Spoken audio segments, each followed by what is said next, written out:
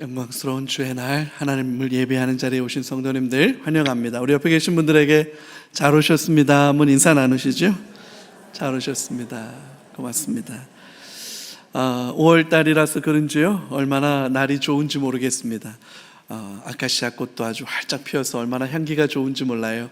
저와 여러분들의 삶도 아름답게 피어나기를 주님의 이름으로 축복합니다. 아멘. 5월은 전도하기 좋은 계절이죠. 다음 주일 우리가 품은 전도 대상자들 초대하고 또 복음 나누고 생명 나누는 그 은혜가 우리 교회 안에 가득 넘쳐날 줄로 믿습니다. 성전 미문에 앉아 구걸하던 사람이 고침을 받았죠. 선천적인 장애를 가지고 늘 같은 자리에 앉아서 구걸하던 그런 사람이 맨날 같은 자리에 앉아서 구걸하던 사람이라서 마치 예루살렘 성전과 세트같이 보이던 사람이에요. 디폴트감처럼 늘 그 자리에 있던 사람이죠. 인기가 있었던 건 아니지만 모르는 사람이 아무도 없었을 그런 사람이었을 겁니다. 그런 사람이 어느 날 느닷없이 갑자기 일어서서 걷고 뛰고 하나님을 찬양하는 일이 벌어진 겁니다. 너무나도 놀라운 일 때문에 예루살렘에 사는 모든 사람들이 심히 놀라고 놀랍게 여겼다라고 본문이 기록하고 있습니다. 도대체 어떤 일이 벌어진 거냐? 왜 이런 일들이 벌어진 거냐? 당황한 사람들이 궁금해서 솔로몬 행각에 잔뜩 모여들었습니다. 지난주에도 말씀드렸던 것처럼 지금 이 사도행전이 이런 맥락으로 가고 있다는 것을 눈여겨볼 필요가 있어요. 사도행전 1장은 성령이 임하시면 권능을 받고 온 땅끝까지 증인이 될 거다라고 하는 약속. 그리고 2장으로 가면 약속대로 성령님이 오시죠. 그리고 3장으로 건너와서 이제 막 벌어진 사건이 이거예요. 교회가 처음으로 시작되고 있는데 이제 막 시작되는 교회에게 일어난 이 본문의 사건은 굉장히 중요한 의미를 가지는 그런 사건이라고 봐야 합니다. 그 성전 미문 앞에서 구걸하던 사람이 고침받았는데 그가 어떤 사람이었느냐라고 하는 게 중요해요.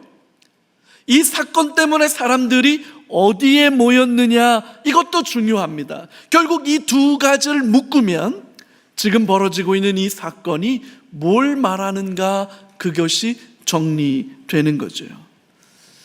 자, 하나씩 먼저 좀 살펴보죠. 지금 이 고침받은 사람은 태어나면서부터 걸을 수 없었던 선천적인 장애를 가지고 있는 분이었다. 이렇게 본문은 기록하고 있어요. 그게 무슨 말이냐?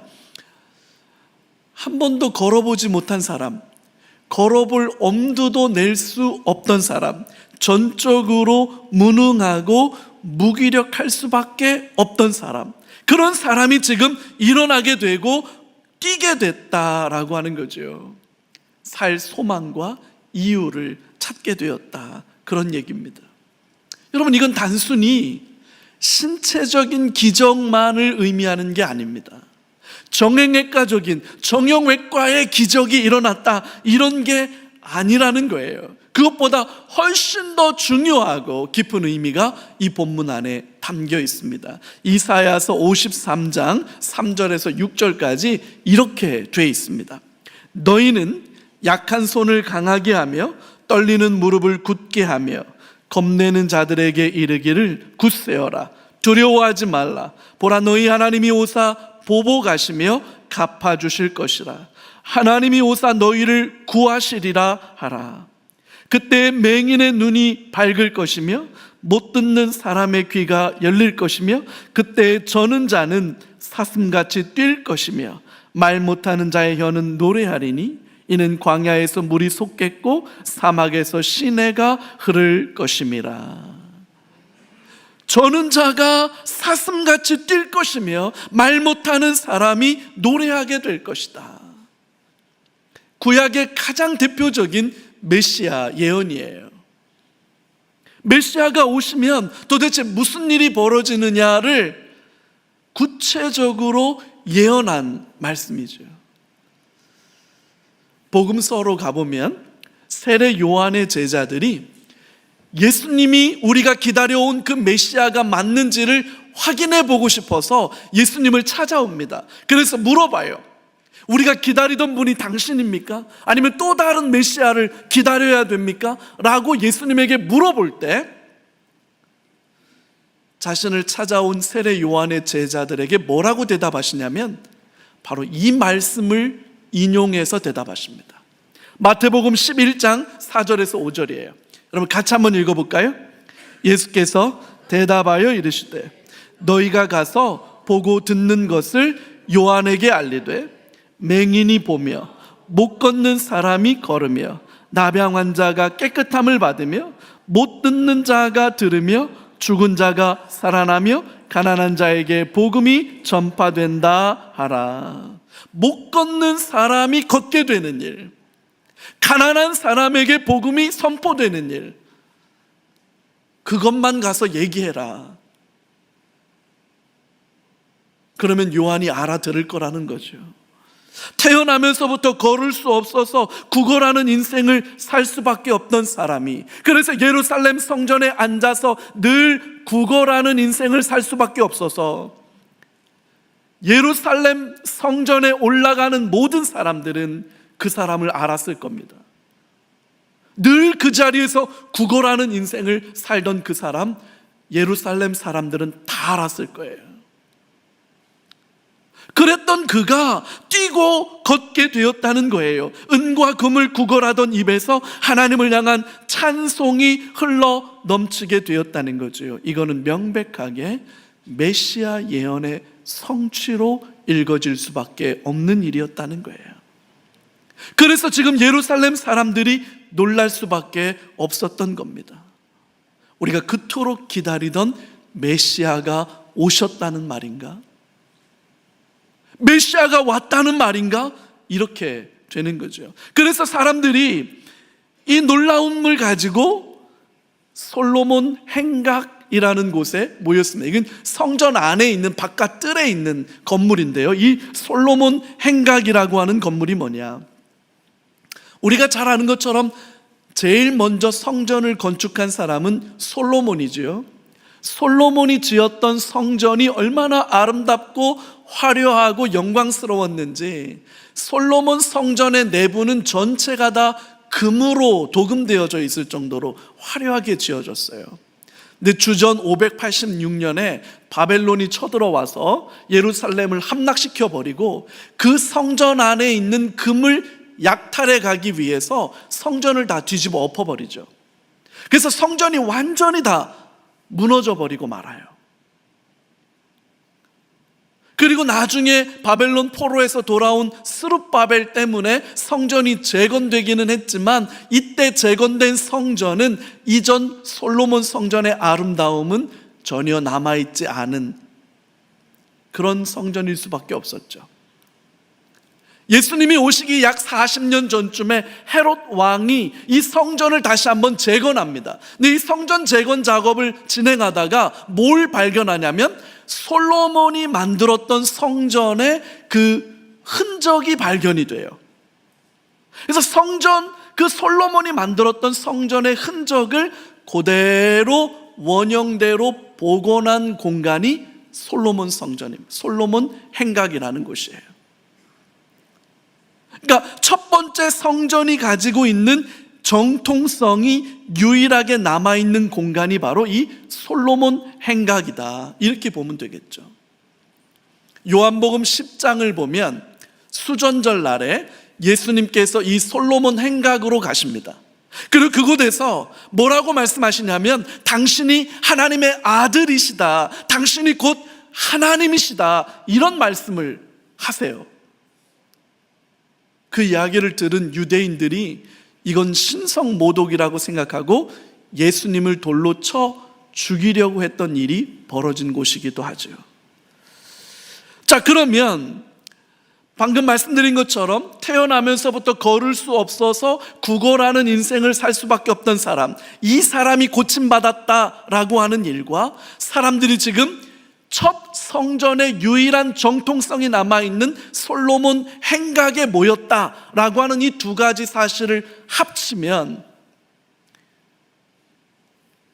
예수가 도대체 누구시냐? 예수가 정말로 그리스도냐?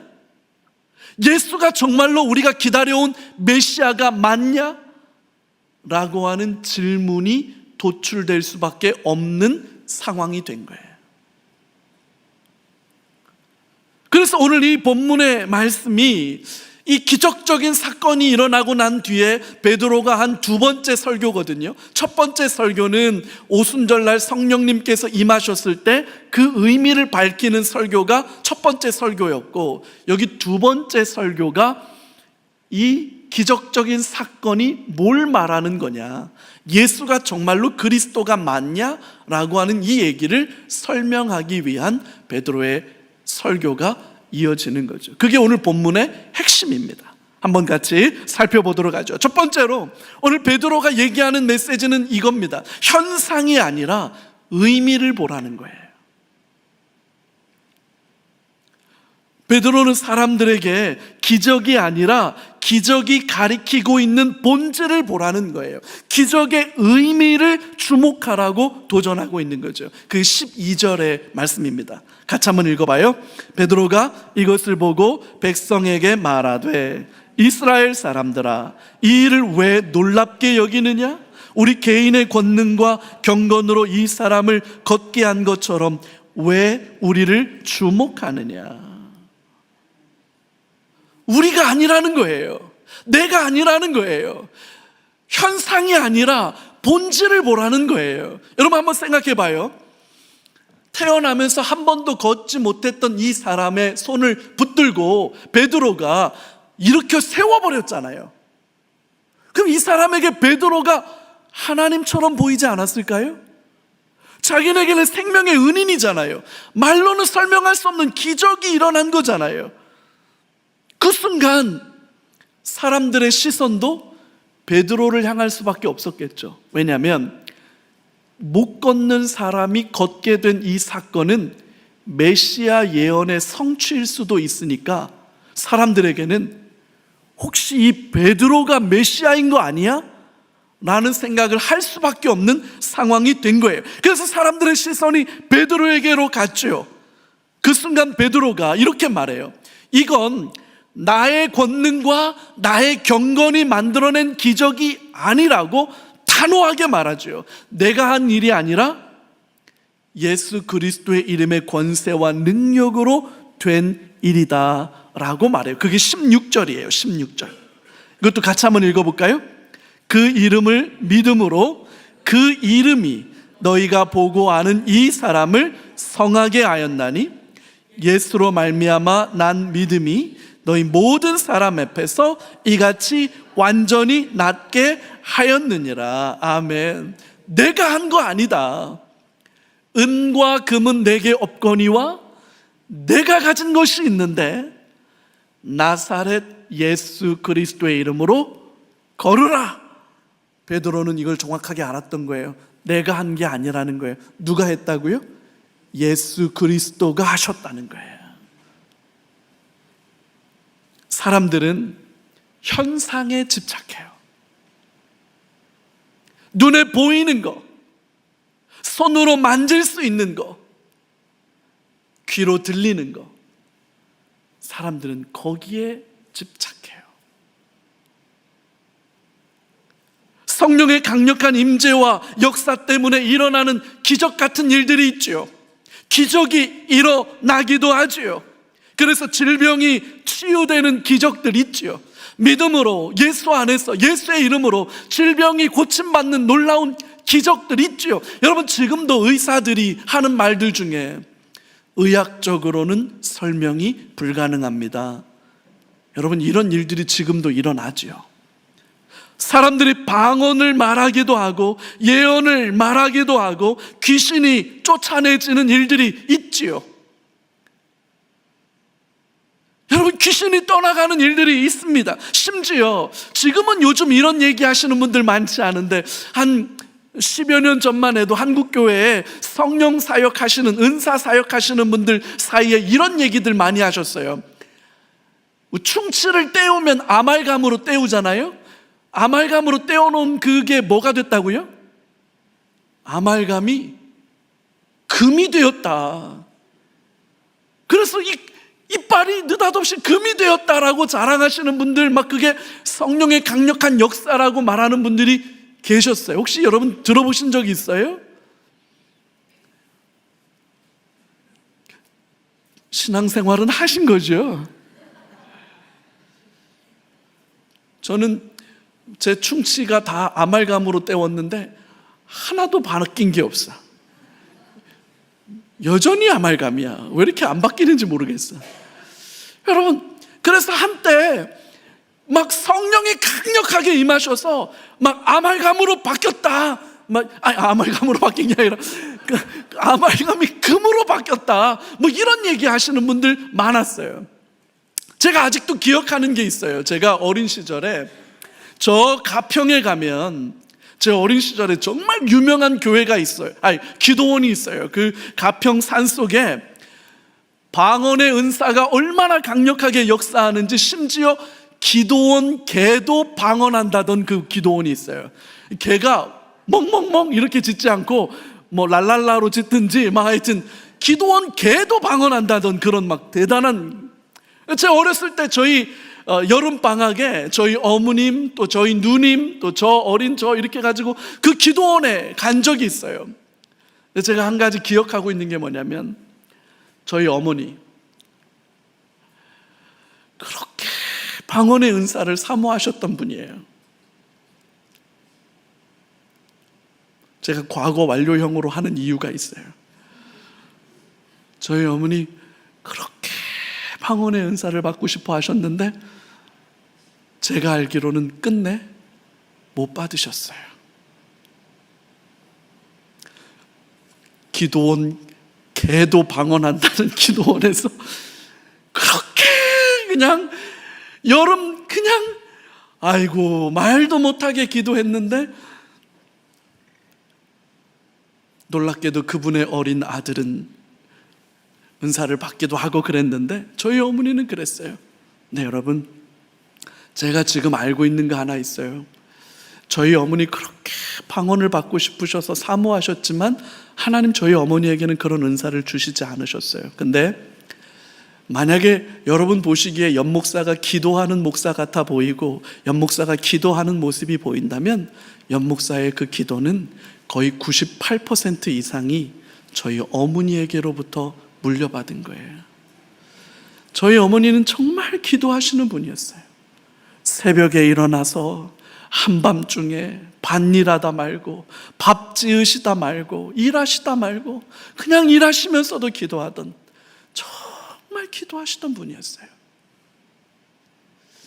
여러분, 성령의 놀라운 역사의 동안 은사를 체험하는 분들 있죠? 여러분, 기도하다가 보면 말로는 설명할 수 없는 뜨거움을 경험하는 분들이 있어요. 혹시 여러분 그거 알아요? 이거는 불에 댄 듯하다 이렇게 말씀하기도 하는데, 여러분 혹시 그런 거 아세요?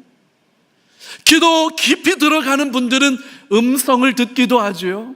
하나님이 보여주시는 어떤 것들을 보기도 해요. 심지어 어떤 분들은 설명할 수 없는 향기를 경험하기도 해요.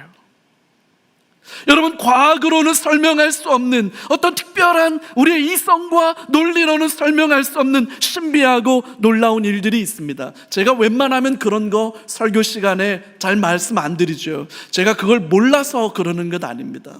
저에게도 그런 은사를 말하라면, 그런 영적인 체험을 말하라면 여러분 적지 않습니다.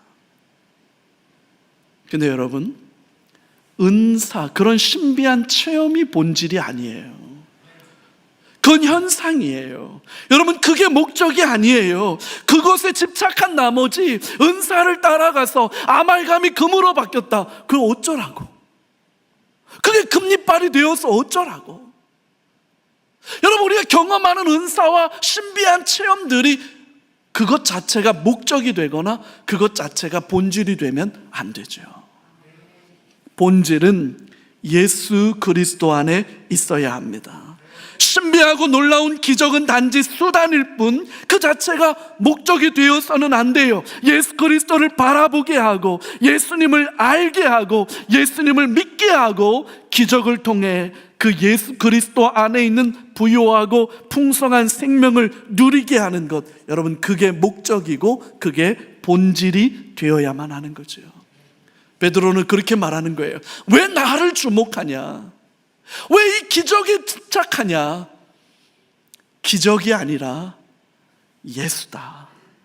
기적이 아니라 이 기적을 가능케 하신 나사렛 예수를 바라봐야 한다. 현상이 아니라 본질이다. 그 의미를 봐야 한다 라고 말하는 거죠. 그러면서 베드로는 계속해서 이렇게 말합니다. 너희가 생명의 주님을 죽였다. 솔로몬 행각에 모인 사람들에게 그들의 잘못된 선택을 날카롭게 지적합니다. 그게 오늘 본문 14절, 15절 말씀이에요. 여러분, 이것도 같이 한번 읽을까요? 너희가 거룩하고 의로운 일을 거부하고 도리어 살인한 사람을 놓아주기를 구하여 생명의 주를 죽였다. 그러나 하나님이 죽은 자 가운데서 그를 살리셨으니 우리가 이 일의 증인이라. 아멘. 총독 빌라도의 법정에서 바라바와 예수 중 누구를 놓아주기 원하느냐라고 물었을 때 사람들은 바라바를 놓아달라고 외쳤습니다. 바라바는 폭동을 일으키고 그 와중에 살인까지 저지른 중범죄자였어요. 그런데도 불구하고 사람들은 예수님 대신에 그런 살인자를 놓아달라고 외쳤던 거죠. 결과적으로 예수님은 십자가에 못 박혀 죽으시고 말았습니다. 예수를 죽인 건 총독 빌라도가 아니라 그 자리에서 예수님 대신에 바라바를 석방해 달라고 외쳤던 당신들이다 라고 말하는 거예요. 너희가 생명의 주님을 죽인 거다. 여러분, 굉장히 거침없이 말하고 있죠. 너희가 생명의 주님을 죽였다. 근데 여러분, 이 말은 모순이에요. 생명의 주님을 죽인다는 게 이게 말이 됩니까? 생명과 죽음은 정반대 개념이잖아요. 생명의 주인을 어떻게 죽여요? 이 굉장히 역설적인 이야기를 통해서 베드로가 하고 싶은 이야기는 바로 여기에 있습니다. 예수님께서 십자가에 달려 죽으셨다라고 하는 것은 아무도 부인할 수 없는 사실이에요. 왜냐하면 자신들이 주도한 일이고 자신들이 직접 목격한 일이니까요. 그러니까 예수가 죽었다는 건 아무도 부인할 수가 없어요. 관건은 부활이죠. 이 부활에 관련해서는 베드로와 요한을 비롯해서 수많은 사람들이 예수님의 부활을 직접 목격했다고 말합니다. 그래서 이 일이 우리는 이 일의 증인이다 라고 말할 정도로 사람들이 거기에 목숨을 걸어요. 뿐만 아니라 예수님이 부활하실 거라는 건 이미 구약 성경 안에서 누차에 걸쳐 예언되었던 일의 성취라는 것 또한 이미 앞에서 밝혔죠. 자, 그러면 예수가 죽었는데 죽은 예수가 다시 부활했다면 이 부활은 너무나도 명백한 창조주 하나님이 하신 일이라고밖에 설명할 수가 없는 거예요. 예수가 정말로 죽음 가운데에서 다시 살아났다면 생명을 창조하신 창조주 하나님만이 죽음을 깨뜨리고 다시 살아나게 하실 수 있기 때문에 예수가 부활했다는 건 하나님의 일이고, 이걸 인정하고 받아들인다면 예수는 그리스도 메시아라고 하는 게 입증되는 거예요. 베드로는, 요한은 이 일의 증인이 되었다. 목숨을 걸고서라도 자신들이 보고 듣고 경험한 것을 법정에서 말하지 않을 수가 없다는 거예요. 여러분, 증인은 자기가 보고 들은 거 사실대로 말해야 됩니다. 맞죠? 보고 듣지 않았는데 거짓말해서는 안 됩니다. 그것을 위해서 목숨을 내어놓아야 해요. 최근에 우리나라 뉴스에서 떠들썩하게 말하는 정치적인 사건 중에 하나가 이것 아닙니까? 누구는 이랬다 그러고 누구는 안 했다 그래요. 둘 중에 하나는 거짓말하는 거예요. 둘 중에 하나는 목숨을 내놓아야겠죠. 사실을 왜곡한다면 그건 목숨 걸고 해야 되는 일인 거예요. 저는 이 나라의 정치가 정말로 소망을 잃고 있구나. 여러분, 나라를 위해서 기도하실 때 하나님, 이 나라가 정말로 소망 있는 나라 되게 해주십시오. 지도자들의 마음에 정직한 영을 부어주십시오. 여러분, 이거 기도해 주세요. 이 일의 증인이다. 나는 목숨 걸고 내가 본 거, 내가 경험한 거, 내가 들은 거 말하는 거예요. 예수가 그리스도, 예수가 메시아다. 우리가 그토록 바라고 기다려온 메시아라는 거죠. 그가 생명의 주인이 되셔서 죄의 결박을 깨뜨리셨다는 겁니다. 죄의 결박을 깨뜨렸기 때문에 마치 죄 가운데 묶여있는 죄인은 전적으로 무기력하고 무능력할 수밖에 없죠.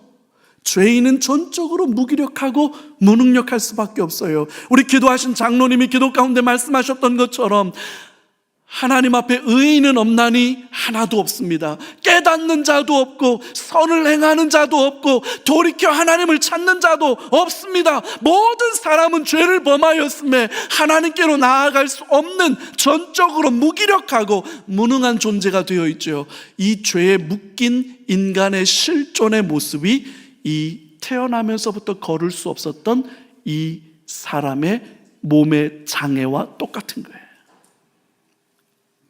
예수가 죄에서 부활하셨다면, 죽음에서 부활하셨다면, 죄의 결박과 사슬을 끊으셨다면, 그게 정말로 사실이라면 이 예수의 이름으로 나면서부터 걸을 수 없었던 이 사람의 선천적 무기력과 무능력을 깨뜨릴 수 있는 거예요. 이게 기적의 본질입니다. 정말로 이가 살아났다면, 그래서 입술로 하나님을 찬송하고 가난한 자, 억눌린 자, 포로된 자가, 저는 자가 걷고 뛰며 하나님을 찬송하게 된다. 이게 메시아 예언이었는데 이 예언이 성취되었다는 거죠.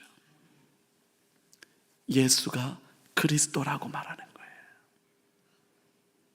근데 여러분, 여기서 정말로 중요한 문제가 뭐냐면, 그 솔로몬 행각에 모인 사람들에게 베드로가 이렇게 일갈하는 거죠.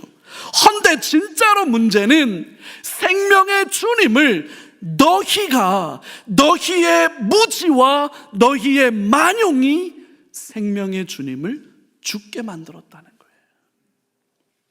여러분, 용기 있는 사람들, 때로는 그게 무지에서 비롯된 만용인 경우도 적지 않죠. 너희의 무지와 그 무지에 기댄 만용이 생명의 주님을 죽였도다. 이제 어떻게 할 거냐? 이제 그 책임을 어떻게 감당할 거냐? 이제 어떻게 하면 좋겠느냐? 라고 묻는 거죠.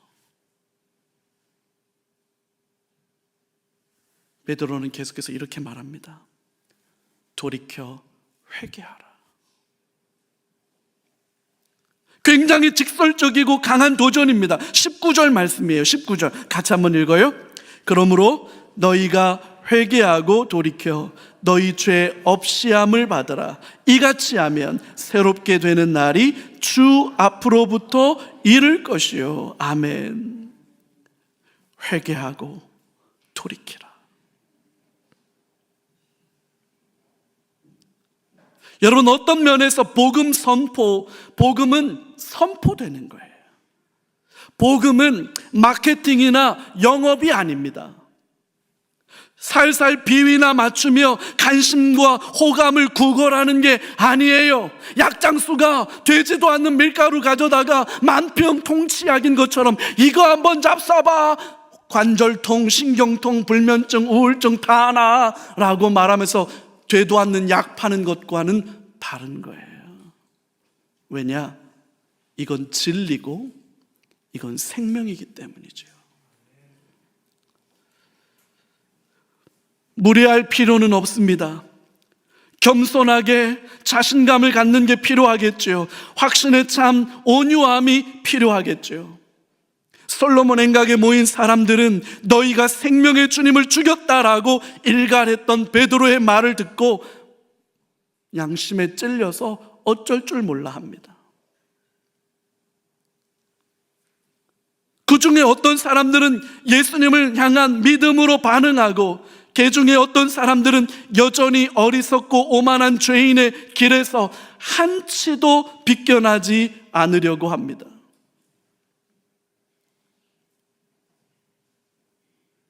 누군가는 똑같은 복음을 듣고 반응해요. 복음으로 예수를 믿겠다고. 똑같은 복음을 듣고 누군가는 여전히 자신의 어떠함들 때문에 한치도 움직이려 하지 않는 완고함을 보이기도 해요. 여러분, 누가 이득이고 누가 손해보는 겁니까?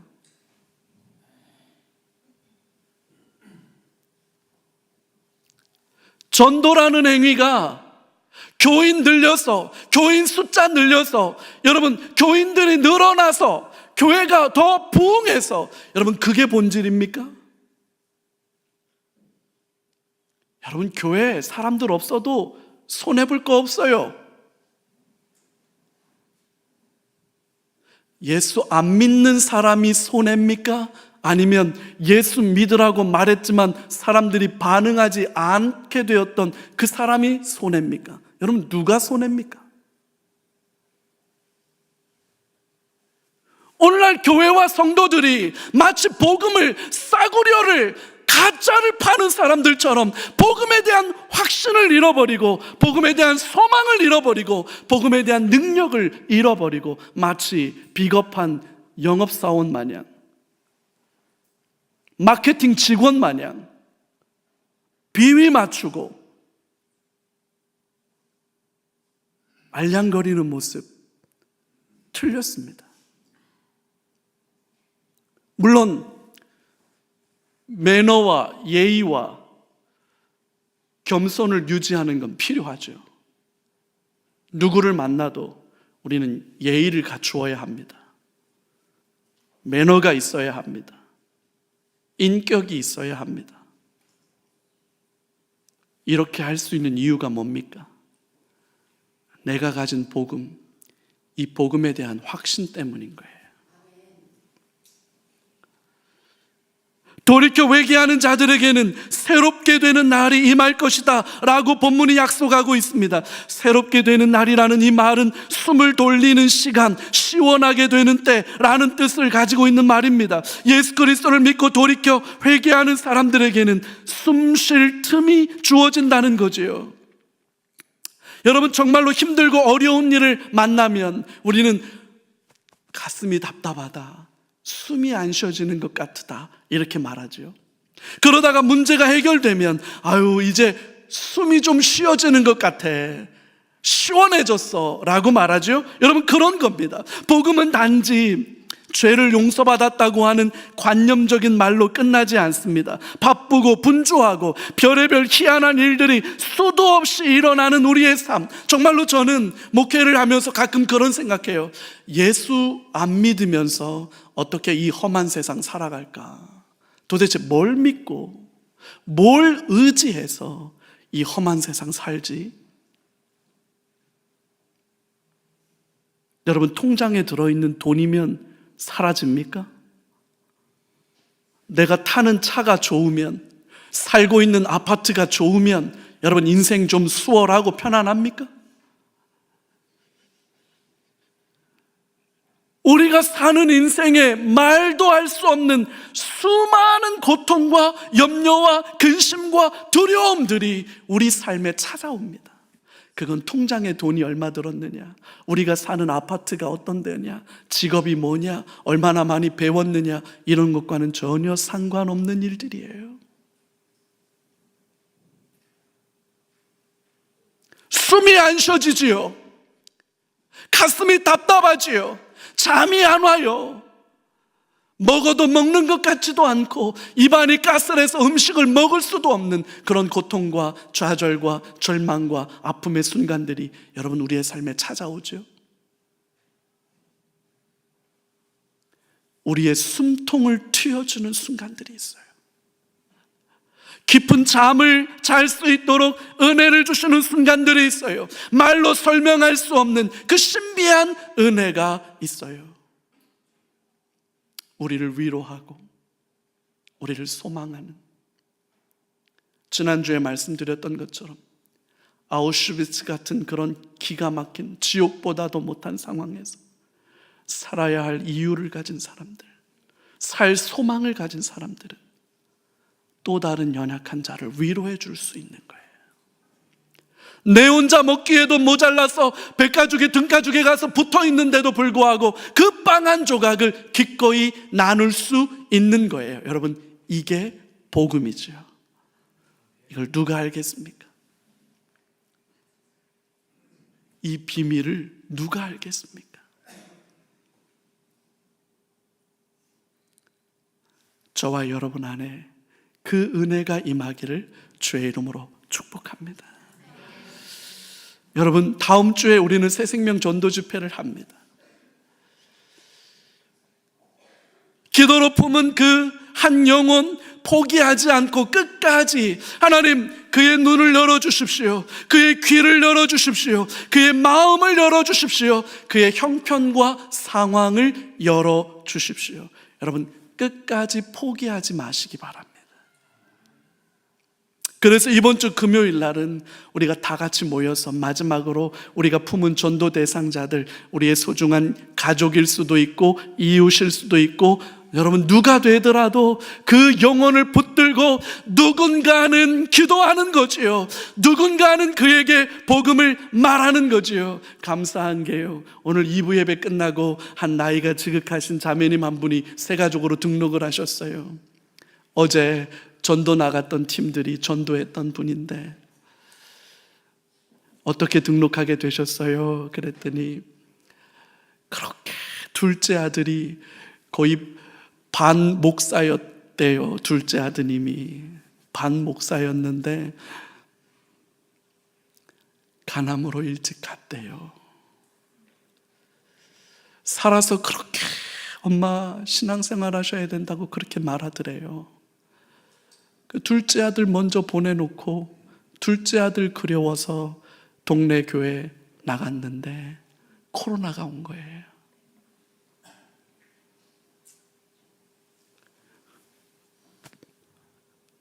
둘째 아들이 늘 그리운 거지. 그분은 교회 다시 가야 하는데 하는 부채의식이 있었겠지.